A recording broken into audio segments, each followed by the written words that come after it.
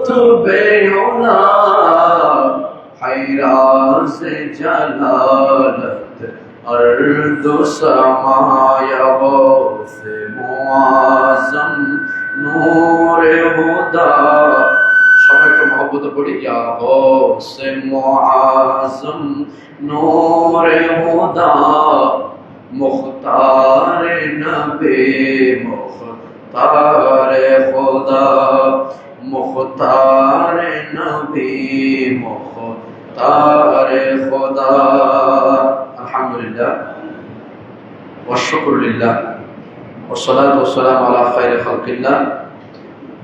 মহান রব্বুল আলামিনের আলিশান দরবারে অবনত মস্তকে অসংখ্য অগণিত শুকরিয়া আদায় করছি যে আল্লাহ পাক সুবহানাহু ওয়া তাআলা আমাদেরকে দয়া করে মায়া করে মেহেরবানি করে আল্লাহর ঘর মসজিদ তথা অত্র এলাকার স্বনামধন্য আলী রাজার বাড়ি জামে মসজিদের মধ্যে পবিত্র রবিউল সানি মাসের প্রথম জুমা আদায় করার লক্ষ্যে অত্র মসজিদের মধ্যে সর্বাগ্রে সমবেত হওয়ার তৌফিক দান করেছেন। আল্লাহ পাক রব্বুল আলামিনের দরবারে শুকরিয়া দিতে সকল উচ্চ আওয়াজে একবার বলি আলহামদুলিল্লাহ। সাথে সাথে অসংখ্য অগণিত দরুদ সালামের হাদিয়া নাজরানা পেশ করছি হুজুর করিম রউফুর রহিম সাল্লাল্লাহু তাআলা আলাইহি ওয়াসাল্লামের মুবারক কদম মুবারকের মধ্যে যাকে আল্লাহ পাক সুবহানাহু ওয়া তাআলা গোটা কায়নাতের জন্য রাহমাতুল লিল আলামিন বানিয়ে প্রেরণ করেছেন। সেই হুজুর করিম রউফুর রহিম সাল্লাল্লাহু তাআলা আলাইহি ওয়াসাল্লামের মুবারক কদম মুবারকের মধ্যে আমাদের দরুদ সালামের হাদিয়া যেন আল্লাহ কবুল করেন, সকলে বলি আমিন। সাথে সাথে পবিত্র রবিউল সানি মাস আমরা জানি আমাদের থেকে সবে মাত্র যে মাস বিদায় নিয়েছে সেটা ছিল রবিউল আউয়াল শরীফ, যে মাসের সাথে সম্পর্ক রহমতুল লিল আলামিনের সাথে, ইমামুল আম্বিয়ার সাথে। এক কথায় ইমামুল আম্বিয়ার মাস শেষ হতে ইমামুল আউলিয়ার মাস আমাদের কাছে উপস্থিত হয়ে গেছে। সুবহানাল্লাহ। যে মাস আমাদের থেকে বিদায় নিয়েছে সেটা ছিল ইমামুল আম্বিয়া রাহমাতুল লিল আলামিন সাইয়্যিদুল মুরসালিন নবীদের নবী হুজুর করিম রউফুর রহিম সাল্লাল্লাহু আলাইহি ওয়াসাল্লামের মাস। এর পরপর যে মাস আমাদের কাছে তশরিফ এনেছেন গৌসুল আজম নয় শেখ মুহাদ্দিসে শেখ মুহাক্কিক আল ইতরাফ শাহ আব্দুল হক মুহাদ্দিসে দেহলভী রাহমাতুল্লাহ আলাইহি বলেন শুধু গৌসুল আজম নয়, বলছেন গৌসুল আলামিন, আমার নবী রাহমাতুল লিল আলামিন। আর গৌসুল আজমকে উলামায়ে কেরাম বলেছেন গৌসুল আলামিন। সেই গৌসুল পাকের মাস আমাদের কাছে উপস্থিত হয়ে গেছে, জোরে বলি সুবহানাল্লাহ। আমি সেদিকে লক্ষ্য রেখে আয়াতে কারিমা তেলাওয়াত করেছি। আয়াত হচ্ছে সূরা তাওবা শরীফের 111 নম্বর আয়াত, 119 নম্বর আয়াত। সূরা তাওবা শরীফের 119 নম্বর আয়াত। আল্লাহ পাক সুবহানাহু ওয়া তাআলা ইরশাদ করছেন, ইয়া আইয়ুহাল্লাযীনা আমানুত্তাকুল্লাহ ওয়া কুনু মা'আস সাদিকিন। একটু জোরে বলি সুবহানাল্লাহ। কি বললেন? আল্লাহ আমাদেরকে উদ্দেশ্য করে বলছেন, হে ঈমানদারগণ, ইত্তাকুল্লাহ, তোমরা আল্লাহকে ভয় করো। একটা শব্দের মধ্যে সমস্ত ওসিয়ত চলে এসেছে, জোরে বলি না সুবহানাল্লাহ। আচ্ছা, শুধুমাত্র শব্দের ব্যবহার ইত্তাকুল্লাহ, বেশি কিছু বলেন নাই। আল্লাহ পাক সুবহানাহু ওয়া তাআলার কথা, আমার নবীর কথা এরকম, খায়রুল কালামে কাল্লা মা দাল্লা। সবচেয়ে উত্তম কথা হচ্ছে সেটা যার মধ্যে কথা কম কিন্তু উপলব্ধি বেশি, যেটার বিষয়বস্তু বেশি। একটু জোরে বলি না সুবহানাল্লাহ। এই আয়াতটাও সেরকম। আল্লাহ পাক সুবহানাহু ওয়া তাআলা বলছেন, ইয়া আইয়ুহাল্লাযীনা আমানু, হে ঈমানদারগণ, ইত্তাকুল্লাহ, তোমরা আমি আল্লাহকে ভয় করো। একটু জোরে বলি না সুবহানাল্লাহ। আল্লাহকে ভয় করার মধ্যে সব বিষয় চলে আসে। যদি বলেন কেমনে, একটু খেয়াল করেন। যে ব্যক্তি আল্লাহকে ভয় করবে সে কোনো অন্যায় কাজ করতে পারবে? যে ব্যক্তি আল্লাহকে ভয় করবে নামাজ বাদ দিতে পারবে? যে ব্যক্তি আল্লাহকে ভয় করবে রোজা ছাড়তে পারবে? যে ব্যক্তি আল্লাহকে ভয় করবে যাকাত ফরজ হলে না দিয়ে পারবে? যে ব্যক্তি আল্লাহকে ভয় করবে কারো উপর জুলুম করতে পারবে? যে ব্যক্তি আল্লাহকে ভয় করবে সে কি শরীয়তের বাইরে কোনো কাজ করতে পারবে? এজন্য একটা কথার ভিতরে অত্যন্ত সংক্ষেপ কথা। আল্লাহ বলছেন ইত্তাকুল্লাহ। এই ইত্তাকুল্লাহর ভিতরে সমস্ত বিষয়বস্তু চলে এসেছে, জোরে বলি সুবহানাল্লাহ। এরপর আল্লাহ কি বলছেন? ওয়া কুনু মা'আস সাদিকিন, তোমরা সত্যবাদী যারা, নেককার, পরহেজগার, দিনদার, আমাকে যারা ভয় করে, যারা আমার বন্ধু, যারা আমাকে রাজি করেছে, তোমরা তাদের সাথী হয়ে যাও। জোরে বলি সুবহানাল্লাহ। আল্লাহ ওয়ালাদের সাথী হওয়ার জন্য কে বলেছেন? আল্লাহ বলেছেন। আল্লাহর কোরআন সাক্ষী। আমার সামনে কোরআনে পাক আছে। কোরআনে পাকে সূরা তাওবার 119 নম্বর আয়াত আমি তেলাওয়াত করেছি। এখন আমাদের দেশে অনেকে বলে না, আউলিয়া কেরামের মাজারে কেন যাও, আউলিয়া কেরামের সাথে কিসের সম্পর্ক? আরে সম্পর্ক তো আমরা এমনি রাখছি না, রাখার জন্য হুকুম আল্লাহ দিয়েছেন। সুবহানাল্লাহ। যাদের সাথে আল্লাহর ওলিদের সাথে সম্পর্ক নাই, যাদের সাথে রুহানি সম্পর্ক নাই, তারা পদে পদে ভুল করে, মিসগাইড হয়, ভুল পথে পা বাড়ায়, অনেক লেখাপড়া করে, লেখাপড়া করার পরেও তারা আল্লাহর পরিচয় তারা লাভ করতে পারে না। আল্লাহ আমাদেরকে দুনিয়ার মধ্যে পাঠিয়েছেন আল্লাহ পাক সুবহানাহু ওয়া তাআলার পরিচয় লাভ করার জন্য, আল্লাহর ইবাদত করার জন্য। কোরআনে পাকে আয়াত আছে না, আমরা সেটা তো সবসময় পাঠ করি। আপনারা জানেন 27 নম্বর পারায় আল্লাহ পাক সুবহানাহু ওয়া তাআলা ইরশাদ করছেন, 27 নম্বর পারার সূরা যারিয়াত, সূরা যারিয়াতের মধ্যে একটা আয়াত আছে, এটা আমরা সবাই জানি। সূরা যারিয়াতের 56 নম্বর আয়াত, আল্লাহ মানব জাতিকে এবং জিন জাতিকে কেন সৃষ্টি করেছেন সে কথা কোরআনে পাকে আল্লাহ উল্লেখ করে দিয়েছেন। জোরে বলি সুবহানাল্লাহ। আল্লাহ বলছেন, ওয়ামা খালাকতুল জিন্না ওয়াল ইনসা ইল্লা লিয়াবুদুন, আমি পৃথিবীতে জিন বলেন, ইনসান বলেন, এই দুই জাতিকে আমি সৃষ্টি করেছি অন্য কোনো কারণে নয়, একমাত্র আমি আল্লাহর ইবাদত করার জন্য। সুবহানাল্লাহ। কার ইবাদত করার জন্য? আল্লাহর ইবাদত করার জন্য। লিয়াবুদুন, আবার অনেকে বলেছেন লিয়াবুদুন আই লিয়ারিফুন, আল্লাহকে চেনার জন্য আল্লাহ মানুষ এবং জিন জাতিকে সৃষ্টি করেছেন। জোরে বলেন সুবহানাল্লাহ। না, আল্লাহর ইবাদত তো সবাই করতেছে না? আপনারা বলেন হুজুর ইবাদত করার জন্য বানিয়েছে দুই জাতি, আবার করতেছে বাকিরা কারা? হ্যাঁ, বাকিরা করতেছে, যদিও বা বাকিদের হিসাব নিকাশ হবে না।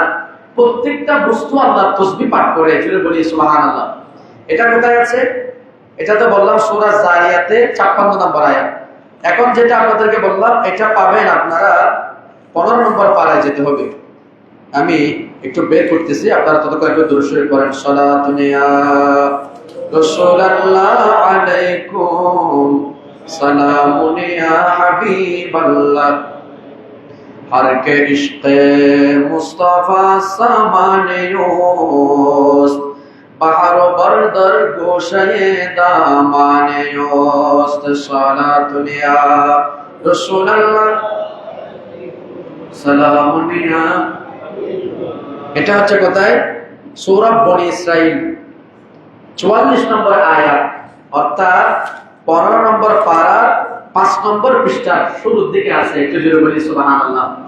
আল্লাহ কি বলছেন? ওয়া ইন মিন শাইইন ইল্লা ইউসাব্বিহু বিহামদিহি ওয়ালাকিন লা তাফকাহুনা তাসবিহাহুম। আল্লাহ পাক সুবহানাহু ওয়া তাআলা ইরশাদ করেছেন, আমি যা কিছু সৃষ্টি করলাম, আমার সৃষ্টির মধ্যে এমন কোন জিনিস নাই, এমন কোন সৃষ্টি নাই যা আমি আল্লাহর তাসবিহ পাঠ করে না। সুবহানাল্লাহ। সমস্ত সৃষ্টি আল্লাহর তাসবিহ পাঠ করে। আল্লাহর কোরআন সাক্ষ্য দিচ্ছে। একটু জোরে বলি না সুবহানাল্লাহ।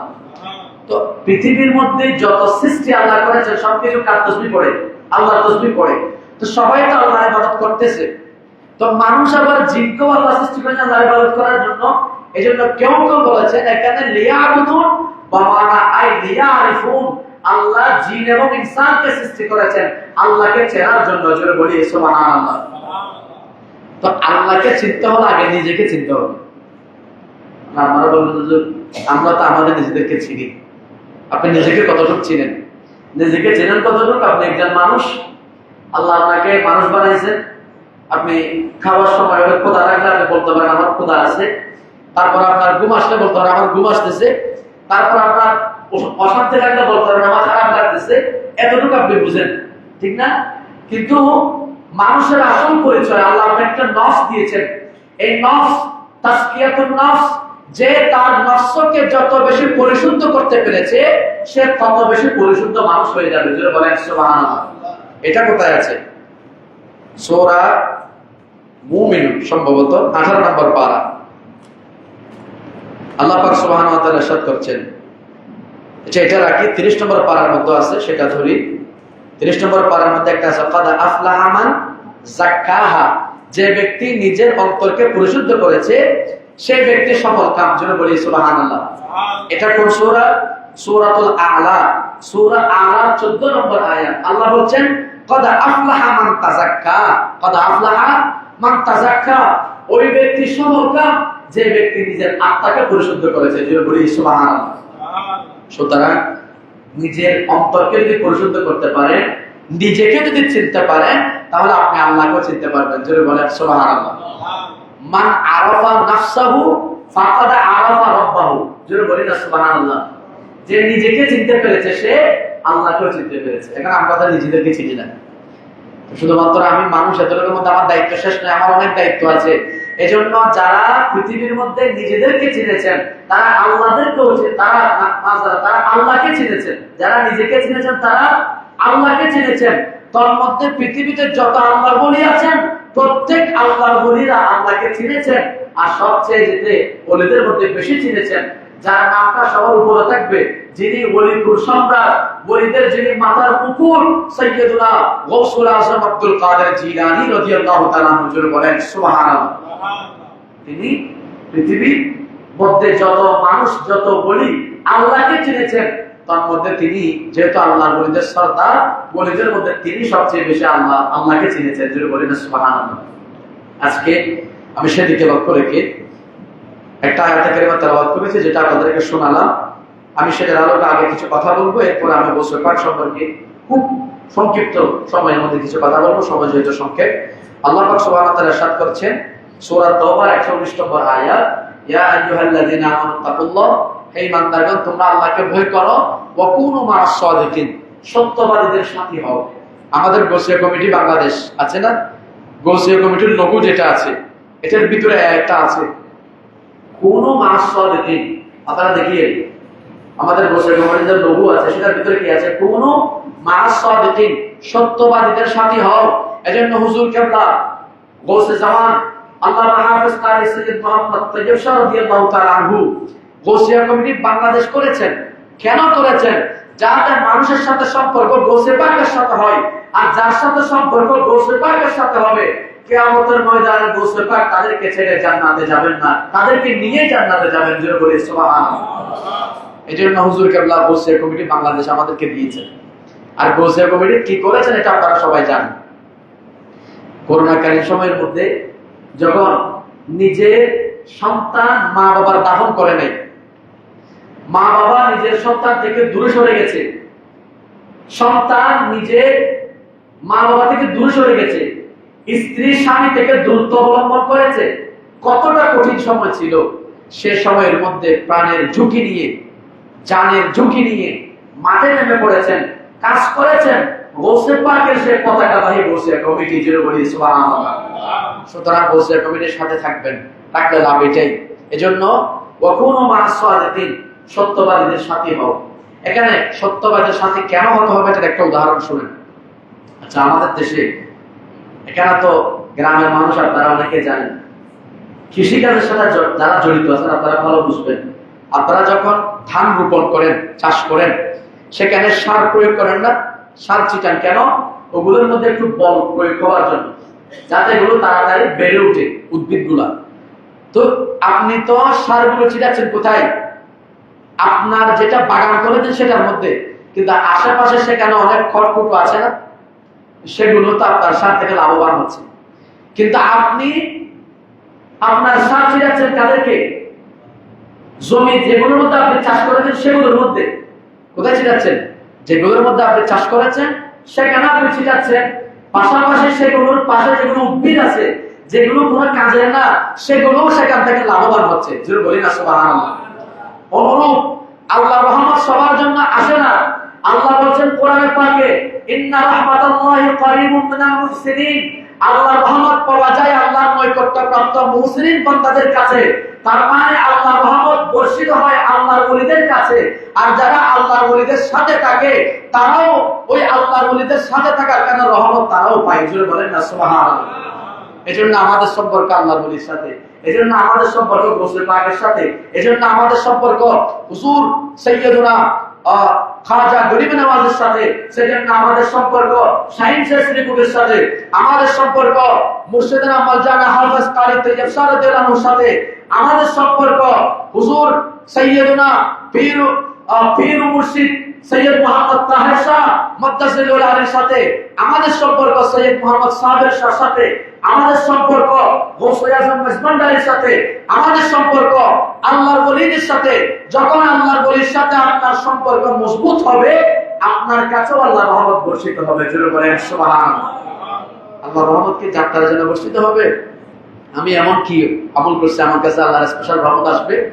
স্পেশাল রহমত এটাও আসবে আল্লাহর স্পেশাল বান্দা যারা তাদের কাছে। জোরে বলি সুবহানাল্লাহ। যাই হোক, কথা সংক্ষেপ, অনেক বললাম কোরআন পাকের আয়াত, আমি আসলে দিকে যাব না। কোরআন পাকের আয়াত আপনাদেরকে এতটুকু বললাম যে আল্লাহ ওয়ালাদের সাথে থাকা ফজিলত, আল্লাহ ওয়ালাদের সাথে থাকলে লাভ হয়, এটা বোঝানোর জন্য। পাশাপাশি আরেকটা আয়াত বলি, এটা 11 নম্বর পারার মধ্যে আছে। 11 নম্বর পারার 15 নম্বর পৃষ্ঠার একেবারে শুরু আয়াত। সূরা হচ্ছে সূরা ইউনূস। সূরা ইউনূসের আপনার 65 নম্বর আয়াত। সূরা ইউনূসের কয় নম্বর? 65 নম্বর আয়াত। দেখো তারা জানেন, আল্লাহ বলেন আলা ইন্না আউলিয়া আল্লাহি লা খাউফুন আলাইহিম ওয়া লা হুম ইয়াহজানুন। জোরে বলেন সুবহানাল্লাহ। আল্লাহর ওলি যারা, আলা ইন্না আউলিয়া আল্লাহি, আল্লাহ বলেন সাবধান, সতর্ক। এগুলোকে হরফে তানবীহ বলা হয়। হরফে তানবীহ মানে আমাদেরকে কথা বলার আগে আল্লাহ সতর্ক করেছেন, খবরদার আপনার ওলির সাথে কথাবার্তা বলার ক্ষেত্রে আদব রক্ষা করবা, মুখ দিয়ে যা আসে তা বলিও না। এখন তো অনেক বক্তারা বলে ফেলে, বলে খাজা নিজে গাঁজা খাইতে খাইতে শেষ। জুড়ে বলি না নাউজুবিল্লাহ। যে বক্তা খাজার সাথে গাঁজার তুলনা দিয়েছিল মারা যাবে, সেই বক্তা এখন মানসিক পাগল হয়ে গেছে, কথায় কথায় ভুল করে কতক্ষণ বলে। এই কিছুদিন আগে বললো এই আপনার আমাদের পার্শ্ববর্তী রাষ্ট্র আফগানিস্তান, সে বলতেছে আফগানিস্তান নাকি আবুল আলাম মওদুদীর অধ্যুষিত। জোরে বলি না নাউজুবিল্লাহ। অথচ এই আফগানিস্তানের মধ্যে কয়েকদিন আগে আবুল আলাম মওদুদীর সমস্ত বই পুস্তক নিষিদ্ধ করেছে। জোরে বলি না সুবহানাল্লাহ। আবুল আলাম মওদুদীর সমস্ত বই পুস্তক নিষিদ্ধ করেছে, কারণ তারাও বুঝতে পেরেছে আবুল আলাম মওদুদীর যে কনসেপ্ট, এটা মূলত ইসলামী কনসেপ্ট নয়। সেজন্য যারা আবুল আলাম মওদুদী এবং তাদের গোষ্ঠীদেরকে চিনতে পেরেছে, তারা আগে থেকে রেড সিগন্যাল জারি করে দিয়েছে। আর সে বক্তা বলতেছে প্রত্যেক সময় কথায় কথায় 1990 সালের সাথে তার ইতিহাস বেশি, এগুলো আপনারা জানেন। ফুটবলের মধ্যে খেলেছে, তারপরে আপনার ব্রিটেনের এক শ্রেষ্ঠ নায়িকাকে সে কলমা পড়াইছে, তারপর আপনার কাজী নজরুলের সাথে ঢাকার মধ্যে ঘোরাফেরা করেছে, কত কথা বলে। কারণ ওই যে বলেছে খাজা নিজে গাঁজা খাইতে খাইতেছে, সেই কথা যেদিন থেকে বলেছে সেদিন থেকে তার মাথার মধ্যে গাঁজার প্রভাব ঢুকে গেছে। জোরে বলি না নাউজুবিল্লাহ। কারণ কেন? কারণ আল্লাহর ওলির সাথে যারা বিয়াদবি করবে তারা দুনিয়ার মধ্যেও শাস্তি পাবে, আখিরাতের মধ্যে যে শাস্তিটা আছে এটা এখনো বাকি আছে, কিন্তু দুনিয়া তাদের পিছু ছাড়বে না। এটা আল্লাহর ওলিদের সাথে শত্রুতা করার ফসল। ওই যে আমি কালকে আমাদের এখানে যে মাহফিল হয়েছিল, আমি বলেছিলাম মা আদালি ওলিয়ান ফাকাদ আযামতুহু বিল হারবি, যে ব্যক্তি আমার কোন ওলির সাথে দুশমনি করবে, আমার কোন ওলির সাথে বিদ্বেষ পোষণ করবে, আমি তার সাথে যুদ্ধ ঘোষণা করলাম। তো এগুলা আল্লাহর সাথে যুদ্ধ করে কেউ পারবে? যারা যুদ্ধ করতে চেয়েছে আল্লাহর ওলির সাথে, এখন তাদের অবস্থা এরকম হয়ে গেছে। আর একজন ছিল, এখন এটাও আপনারা জানেন, দুদিন পর পর ডাহা মিথ্যা কথাগুলো বলে। ওই যে জগন্নাথ বিশ্ববিদ্যালয় নাকি, এটা জগন্নাথ না নাকি জাহাঙ্গীরনগর বিশ্ববিদ্যালয়, জাহাঙ্গীরনগর বিশ্ববিদ্যালয়ের মধ্যে নাকি তারা ফজরের মধ্যে খুলি করতো মদ দিয়ে।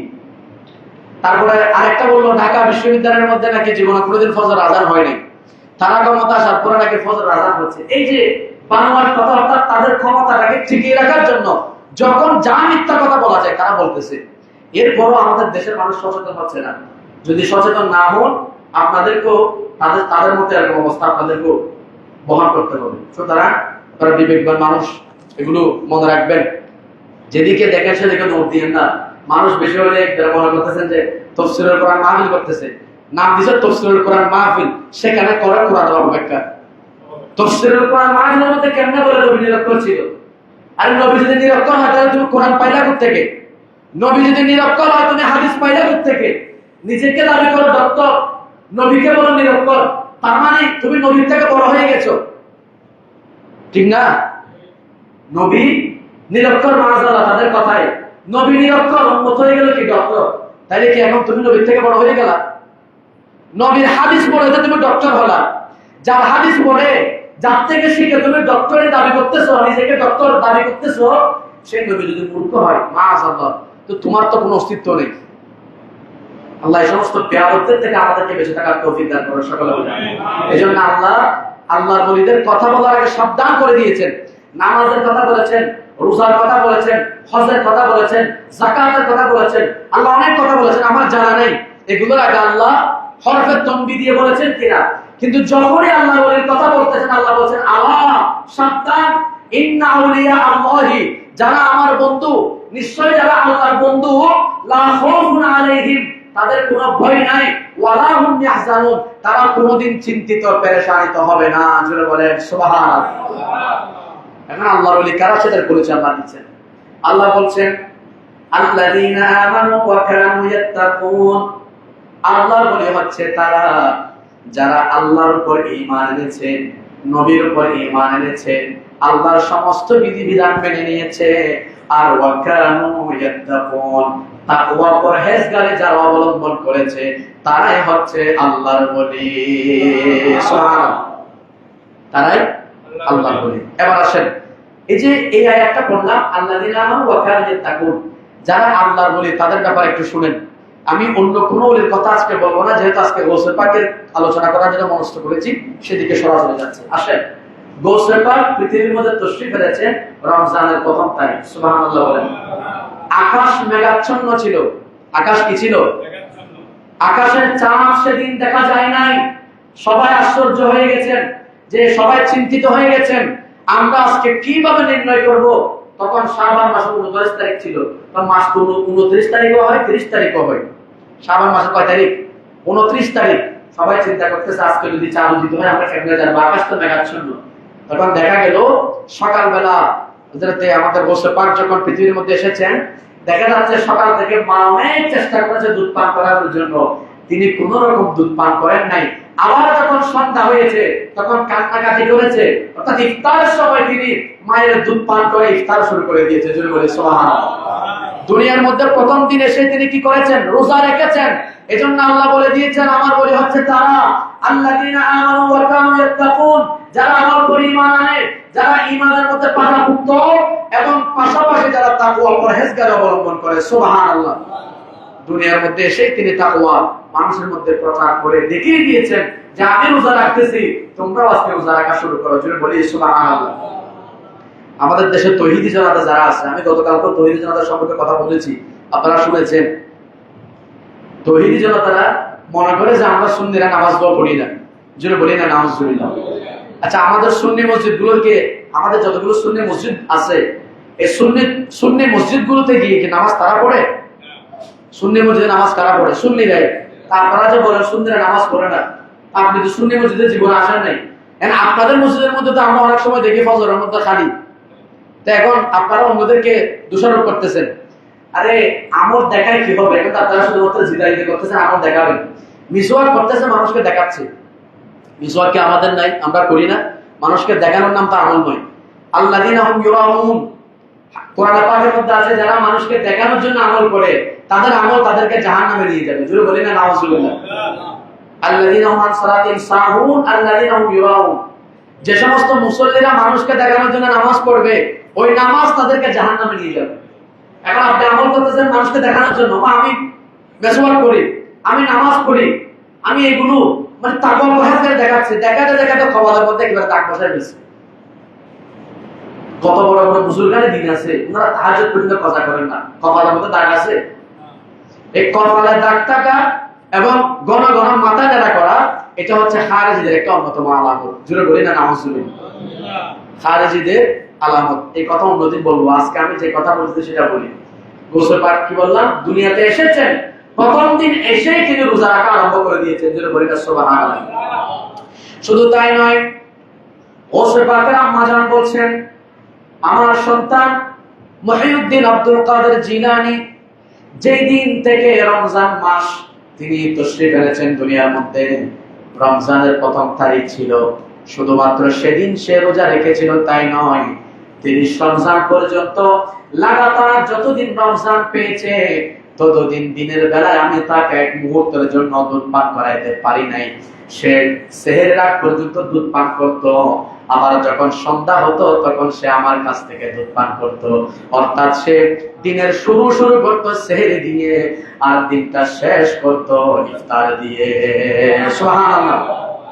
তো গোসল পাকের সাথে আপনি বেয়াদবি করবেন, আল্লাহ আপনাকে ছেড়ে দিবেন? শুধু তাই নয়, গোসল পাক তো রোজা রাখতে নয়, গোসল পাক নিজে তার কসিদার মধ্যে বলেছেন। আমি একটু আগে আমাদের সাদরা শরীফ নিয়ে আমি দেখেছিলাম, কসিদায়ে গৌসিয়া শরীফ আমার স্মরণে ছুটে গিয়েছিল একটু দেখার জন্য।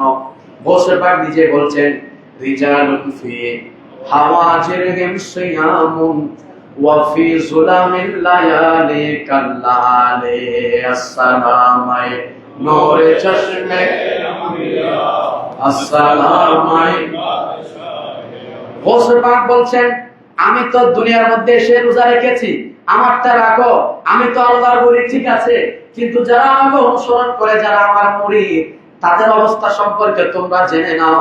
রিজালুন ফি হাওয়াজিরহিম সিয়ামুন, আমার যারা মুরিদ তারা তীব্র গরমের মধ্যে যখন একটা দিনের সীমা হয়ে যায় 15, 16, 17 ঘন্টা, তখন পর্যন্ত আমার মুরিদেরা গরমকালেও তারা রোজা রাখতে আরম্ভ করে।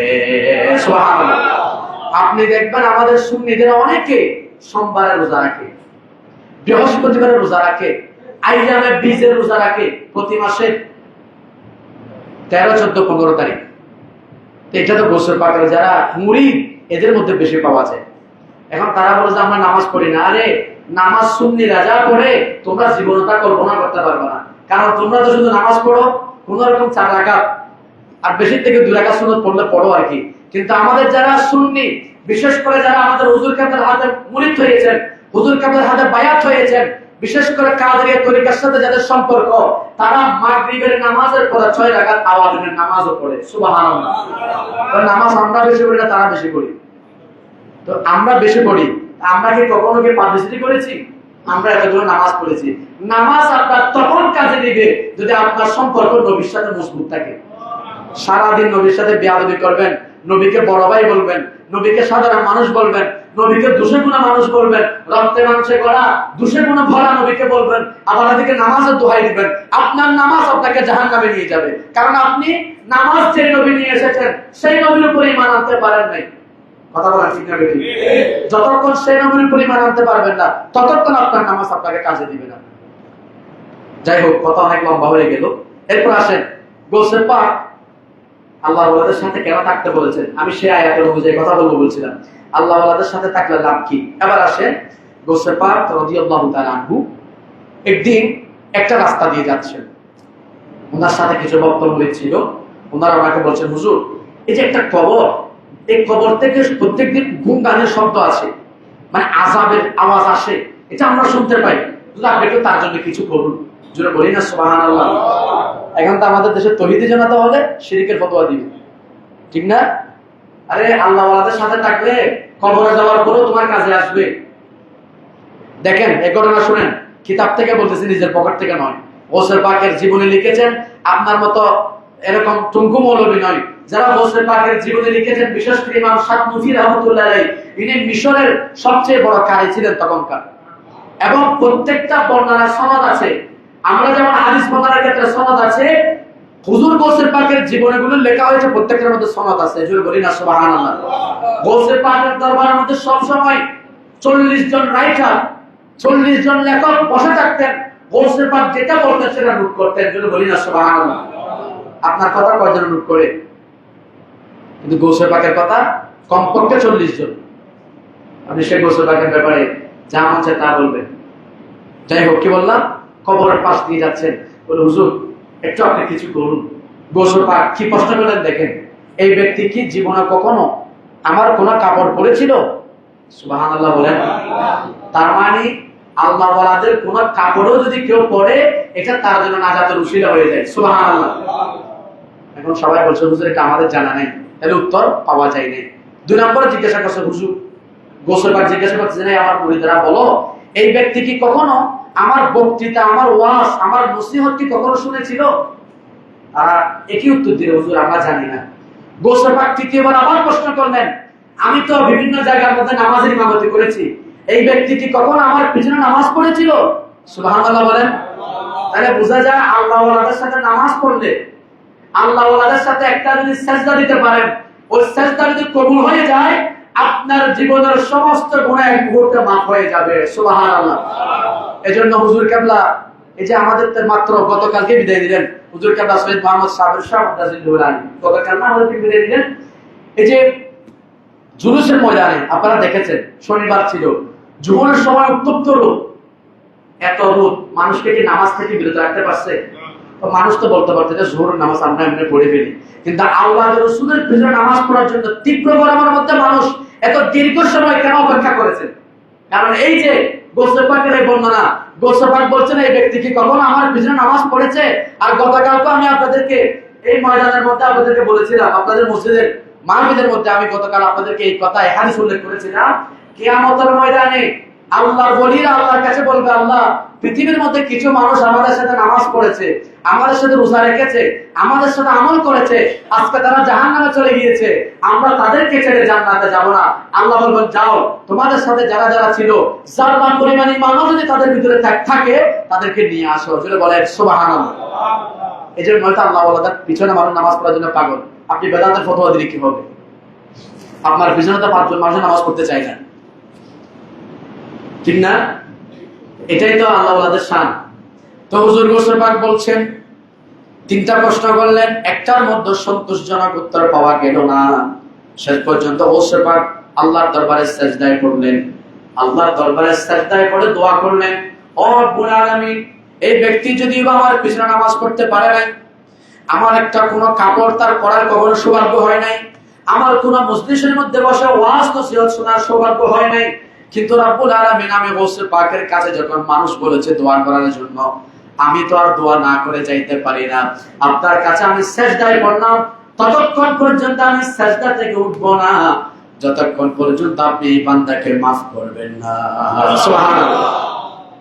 গোসল পাকের ওসিলায় আল্লাহ একজন জাহান্নামীকে মুহূর্তের মধ্যে জান্নাতি বানিয়ে দিয়েছেন। সুবহানাল্লাহ। তো যে ব্যক্তি কখনো গোসল পাককে স্মরণ করে নাই, গোসল পাকের মাহফিলে বসে নাই, গোসল পাকের কোনো বরকতময় কাপড় পরে নাই, গোসল পাকের কোনোদিন আওয়াজ শুনে নাই, তা আমরা আজকে আলী রাজার বাড়ির এতগুলো মুসল্লিরা গোসল পাকের স্মরণে গতকাল মাহফিল করলাম, আজকেও গোসল পাকের আলোচনা শুনতেছি, গোসল পাকের মহব্বত করি, তা আমরা যদি সত্যিকার অর্থে গোসল পাকের মহব্বত করতে পারি, আমরা নিশ্চিতভাবে বলতে পারি কাল কিয়ামতের ময়দানে গোসল পাক আমাদেরকে ছেড়ে জান্নাতে যাবেন না, আমাদেরকে নিয়ে যাবেন। সুবহানাল্লাহ। সুতরাং এই আকীদা বিশ্বাস রাখতে হবে। এজন্য আল্লাহ বলেন, কুনু মা'আস সাদিকিন, আল্লাহ ওয়ালাদের সাথী হয়ে যাও, আল্লাহ ওয়ালাদের সঙ্গে থাকো, কিয়ামতের ময়দানে তোমাদের কাছে আসবে। আল্লাহ আমাদের তৌফিক দান করুন, সকলে বলে আমিন। যাই হোক, আরেকটা ঘটনা বলবো, এরপরে কথা শেষ। আবুল মুজাফফর নামক একজন ব্যবসায়ী ছিলেন। আল্লাহ ওয়ালাদের দোয়া কেন নিতে হয়?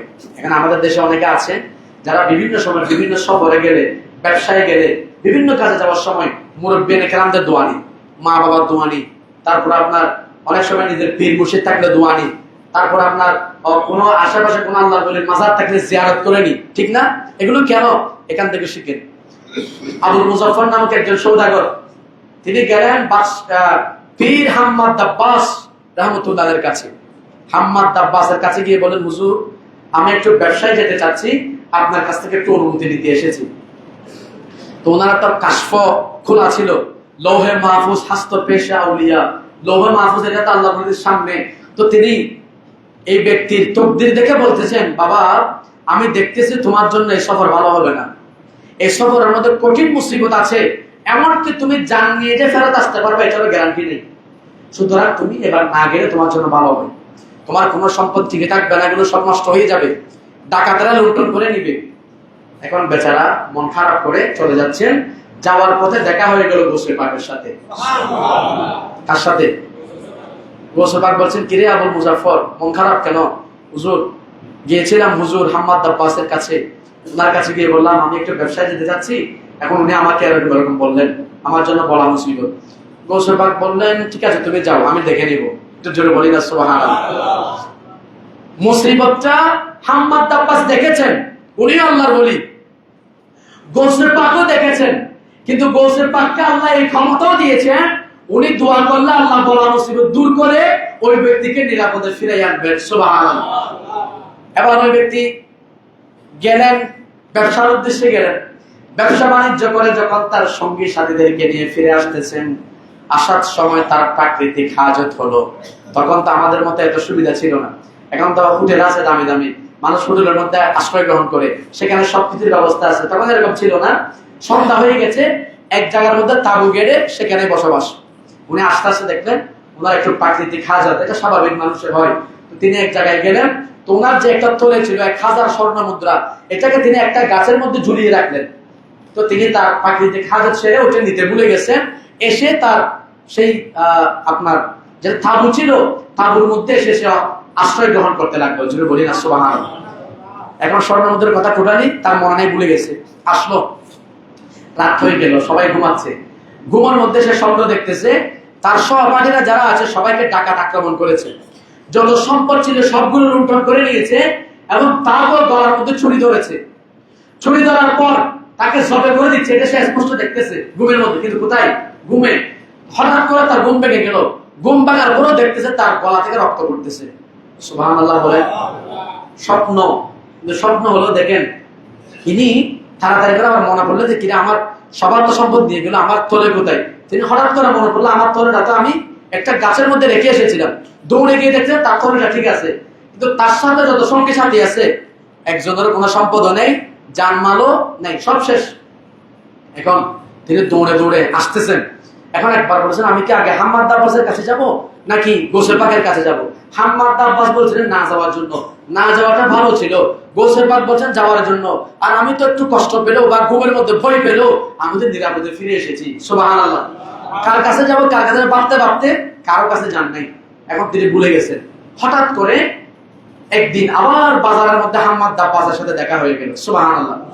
হাম্মাদ আব্বাস বলছেন আবুল মুজাফফর, তুমি তো বড় অকৃতজ্ঞ লোক, তুমি বড় অকৃতজ্ঞ লোক। গৌসে পাক তোমাকে বাঁচানোর জন্য আল্লাহর কাছে একবার দুবার নয় 70 বার তোমার জন্য সাজদায় পড়ে দোয়া করেছে। আল্লাহ আবুল মুজাফফর আমার থেকে দোয়া নিয়ে গিয়েছে যাতে আবুল মুজাফফরের কোনো বিপদ আপদ বলা মুসিবত না হয়। জোরে বলি সুবহানাল্লাহ। এজন্য আল্লাহর ওলির দরবারে যেতে হয়। তো এটা ওনার বরাবর বাস্তব মুসিবত ছিল। গৌসে পাকের দোয়ার কারণে তার বাস্তব মুসিবতকে আল্লাহ স্বপ্নের মধ্যে পরিবর্তন করে দিয়েছেন। সুবহানাল্লাহ। এটাই আল্লাহ ওয়ালাদের সাথে থাকার ফসল। এজন্য আমি গতকালকে একটা শেয়ার করছিলাম, আজকেও আপনারা পড়েন, যেটা সম্ভবত এটা আল্লামা রুমির হবে কিনা জানি না, যে কোনো একজন অথবা ফরিদুদ্দিন আত্তারের হবে। সেটা কি? দরুদ করে সালাতুন ইয়া রাসূলুল্লাহ হুব্বে দরবেশ কলিদে জান্নাতাস্ত দুশ্মনে ঈশা সাজায়ে লানতাস্ত সালাতুন ইয়া রাসূলুল্লাহ।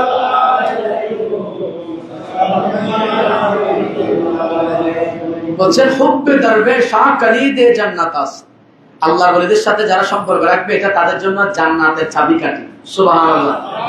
আর দুশমনে ঈশা সাজায়ে লানাতাস, আল্লাহর ওলির সাথে যারা দুশমনি রাখবে এটা তাদের অভিশপ্ত হওয়ার কারণ। আজকে আমাদের দেশে যারা তৌহিদি জনতা, আপনারা দেখতেছেন কতগুলো পাগল মানুষ, কতগুলো অন্যমনস্ক মানুষ, এদের মস্তিষ্ক বিকৃত বা ওরা স্বাভাবিক চলাফেরা করে, চুল লম্বা, এরা জোর করে গিয়ে তাদের চুলগুলো কেটে দিচ্ছে। আপনারা দেখেন নাই? একজন মানুষ তো এটা বলে ফেলেছে, আল্লাহ তুমি দেখো। ওনার জবান থেকে কি বের হলো? একজন পাগল মানুষ তার জবান থেকে বের হয়ে গেল আল্লাহ তুমি দেখিও। তাহলে এটা তো আপনার জীবন শেষ হওয়ার জন্য যথেষ্ট। বলছেন এটা আমি এমনি বলছি না, হাদিসে পাকের মধ্যে এগুলো অহরহ প্রমাণ আছে। আল্লাহ বলছেন আমার এমন কিছু বান্দা আছে চুল এলোমেলো, তাদেরকে দেখলে মানুষ স্বাভাবিক, মানে দামি কোনো মানুষ মনে করেন, এদের চলাফেরা খুব স্বাভাবিক, মানুষ মনে করবে পাগল ছাগল। কিন্তু এদের মর্যাদা এমন যে লাউ আকসামা আলাল্লাহি লা আবাররাহু, এরকম কোন বান্দা যদি আমার কাছে একবার ফরিয়াদ করে আল্লাহ এই বান্দা আমাকে কষ্ট দিয়েছে, বা তিনি যদি লাউ আকসামা আলাল্লাহ, আল্লাহর নামে যদি কোন রকম কসম করে ফেলেন আল্লাহর দোহাই দিয়ে যদি কোনো একটা কথা বলে ফেলেন, আল্লাহ বলছেন লা আবাররাহু, আল্লাহ অবশ্যই সেটা বাস্তবায়ন করে দেখাই দেন। জোরে বলেন সুবহানাল্লাহ। ওনাদের যদি একটা নজর আপনার পড়ে যায়, ওনাদের যদি একটা বদ নজর, একটা খারাপ নিঃশ্বাস যদি আপনার উপর পড়ে, তার জীবন তো শেষ। এই ব্রাহ্মণ নাফিক, এরা তো এমনি নাফিকগিরি করতে করতে জীবন শেষ। জীবনে কোনোদিন নাফিকের দোকানে গেছে কিনা আল্লাহ জানে, একজনের মাথা আর একজনের মুন্ডাই, ঠিক না? এদের মাদ্রাসা আপনি সব পাবেন, কষাই গেলেও পাবেন, রাজমিস্ত্রি গেলেও পাবেন, মাটি কাটার জন্য মানুষও পাবেন, তারপর আপনার রান্না বান্নার জন্য মানুষও পাবেন, এরপরে গাড়ি চালানোর জন্য মানুষ পাবেন, গাড়ি ঠেলার জন্য মানুষ পাবেন, চামড়া টানার জন্য মানুষ পাবেন, দিন মজুরি মানুষ পাবেন। এগুলো সব তাদের মাথার মধ্যে ভরপুর। এমনকি সুযোগ পেলে লাঠি পিটা করার জন্য মানুষও পাবেন। কারো যদি গুন্ডাবাড়া করতে হয়, আপনার আর কোথাও যেতে হবে না। এরকম কোন একটা মাদ্রাসায় গিয়ে আপনি শুধু বলবেন যে আমার কিছু গুন্ডা লাগতেছে ভাড়া দিয়ে, ওরা এমনি চলে আসবে দৌড়ে দৌড়ে। এটা আপনারা দেখতেছেন তো। আপনি একজন মাদ্রাসার ছাত্র, আপনার সাথে লাঠির কিসের সম্পর্ক? তোমার তো কাজ ছিল পড়ালেখা করা। উগ্রবাদী তো তোমার কাজ নয়, উগ্রবাদিতা তো ইসলামের কাজ নয়। ইসলাম তো মানুষকে শান্তির শিক্ষা দেয়। মুসলমানের উপর লাঠি নেওয়া এটা তো একমাত্র ইহুদি খ্রিস্টানরা করতে পারে। যেভাবে ফিলিস্তিনের মধ্যে ইহুদিরা নিষ্পাপ শিশুদের উপর আজকে আক্রমণ চালাচ্ছে, নির্দোষ মানুষের উপর আক্রমণ চালাচ্ছে, আজকে আমাদের দেশের মধ্যে তৌহিদি জনতা নাম দিয়ে তারা স্বাভাবিক সাধারণ মানুষ যারা রাস্তার মধ্যে চলাফেরা করতেছে তাদেরকে জোর করে করে মাথার চুল কেটে দিচ্ছে। জোরে বলি না নাউজুবিল্লাহ। এই শিক্ষা আপনাকে কে দিল? ব্রাহ্মণ নাফিদের দায়িত্ব নিচ্ছেন, চাইলে একটা সেলুন খুলে দেন না, সেখানে গিয়ে ব্যবসা বাণিজ্য করেন। আপনাকে কে বলছে স্বাভাবিক মানুষদেরকে এরকম কষ্ট দেওয়ার জন্য? এটা তো ইসলাম কোনোদিন সাপোর্ট করে না। এই শিক্ষা আপনাকে কে দিল? লেখাপড়া করেন, লেখাপড়ার আগা মাথার মধ্যে পাগড়ি বেঁধেছেন, আপনি তো রসুল পাকের পাগড়িকে অপমান করেছেন। এই জন্য আপনার ইমানও তো থাকবে না। রসুল্লাহর পাগড়ি দিয়ে মানুষকে কষ্ট দিচ্ছেন, তো এটা তো আপনার ইমান চলে যাওয়ার জন্য এতটুকু যথেষ্ট। জুড়ে বলি না নাউজুবিল্লাহ। সুতরাং এই ধরনের যারা করবে এদের সাথে ইসলামের কোনো সম্পর্ক আছে? দুষ করবে তারা, গোটা দুষ্টা আসবে ইসলামের উপর। এখন মানুষ বলে যে মুসলমানরা উগ্রবাদী। মুসলমান কি আসলে উগ্রবাদী? মুসলমান তো শান্তিপ্রিয়, যে শান্তির শিক্ষা আমার নবী দিয়েছেন। মুসলমানরা কোনোদিন কোনো যুদ্ধের মধ্যে আগে থেকে কোনো আক্রমণ করেনি। এরকম কোন ইতিহাস আপনি দেখাতে পারবেন মুসলমান আগে থেকে কারোর উপর আক্রমণ করেছে? এখন তারা কথা বলার আগে লাঠি বের করে, এটার নাম তো ইসলাম নয়। আপনার যদি কোনো সংশয় থাকে আপনি কোরআন হাদিস নিয়ে মোকাবেলা করেন। আপনি কথা বলার আগে লাঠি বের করেন, সন্তানদেরকে আপনি শিখালেন উগ্রবাদিতা। আপনার ছাত্ররা যদি এত উগ্র হয়, আমাদের মাঝে মাঝে প্রশ্ন জাগে এদের টিচাররা, শিক্ষকরা কত উগ্র হতে পারে? এগুলো তো শিক্ষক থেকে তারা শিখে। আলহামদুলিল্লাহ, আপনারা বলেন আমরা জামিয়া আহমদিয়া সুন্নিয়া কামিল মাদ্রাসার ছাত্র, আলহামদুলিল্লাহ আমরা বুক ফুলিয়ে বলতে পারি আমরা ইনশাআল্লাহ কখনো বিনা দোষে কোনো মানুষের উপর একটা থাপ্পড় লাগাই না। এটাই তো ইসলাম। সুন্নি আহলে সুন্নাত ওয়াল জামাতের এরকম কোনো ইতিহাস আছে কোন মানুষকে বিনা দোষে কারো উপর আক্রমণ করা, কারো উপর হামলা করা? এগুলো কেন করবেন? সুতরাং আমি আপনাদেরকে, আমার কথা যারা শুনতেছেন বিভিন্নভাবে, সবার কাছে আমি এই আহ্বান রাখছি, ইসলাম মানুষকে উগ্রবাদিতা শিখায় না। ইসলাম মানুষকে শিক্ষা দেয় সম্প্রীতি, মানুষে মানুষে ভালোবাসা, মানুষে মানুষে আপনার আন্তরিকতা, মুহাব্বত, হৃদ্যতাপূর্ণ সম্পর্কে। এটা ইসলাম শিখিয়েছে। আপনারা যেটা করছেন এটা ইসলাম নয়। এটা ইসলামের নামে ভণ্ডামি করা, ইসলামের নামে ইসলামকে দোষারোপ করা। আল্লাহ এই সমস্ত মানুষ থেকে আমাদেরকে হেফাজত করুন, সকলে বলে আমিন। আমার আল্লাহ এই জন্য আমার রসুল বলেছেন, আলা আদুল্লুকুম আলা আহলিল জান্নাহ, আমি কি তোমাদেরকে জান্নাতের লোক কারা বলে দিব না? তো সাহাবায়েরা বলেন অবশ্যই বলবেন।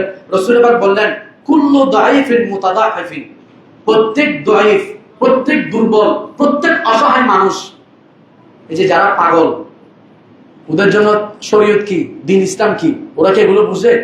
ওদের জন্য তো কারণ শরীয়ত নাই, আমাদের জন্য আমরা মস্তিষ্ক, আমাদেরকে আল্লাহ ব্রেন দিয়েছেন, সুস্থ রেখেছেন। এই জন্য আমার জন্য নামাজ, আমার জন্য কালমা, আমার জন্য হজ, আমার জন্য যাকাত, সবগুলো, এগুলোর প্রত্যেকটার পিছনে একটা আছে, এটা হচ্ছে কি থাকা, সুস্থ থাকা। এখন এরা তো অসুস্থ মানুষ, দৈহিক মানুষ, দুর্বল মানুষ, আপনি তাদেরকে চুল কেটে দিচ্ছেন, এটা তো হতে পারে না। তা আমার নবী বলছেন, কুল্লু দাঈফিন মুতাদাঈফিন লাউ আকসামা আলাল্লাহ লা আবাররাহু, এই ধরনের মানুষ যদি আমার নামে শপথ করে, আমি তাদের শপথকে অবশ্যই অবশ্যই পূর্ণ করে দিই। জোরে বলি না সুবহানাল্লাহ। সুতরাং এদের একটা নিঃশ্বাস যদি আপনার উপর পড়ে যায়, আপনার জীবন শেষ হয়ে যাবে। আল্লাহ আমাদেরকে এই সমস্ত যারা ইসলাম বুঝে না, ইসলামের নামে মানুষকে বিভিন্নভাবে কষ্ট দিচ্ছে, ইসলাম যেটা শিক্ষা দিয়েছে সেটা না করে ইসলামের বিপরীত কিছু মেসেজ মানুষকে দিচ্ছে, এই ধরনের মানুষ থেকে আল্লাহ মুসলিম উম্মাহকে হেফাজত করুন, সকলে বলে আমিন। ওয়া মা আলাইনা ইল্লাল বালাগ। আসসালামু আলাইকুম ওয়া রাহমাতুল্লাহ। একটা দাওয়াত এসেছে, এটা একটু বলে দিই। উত্তর কুমার মর্দান গাউসিয়া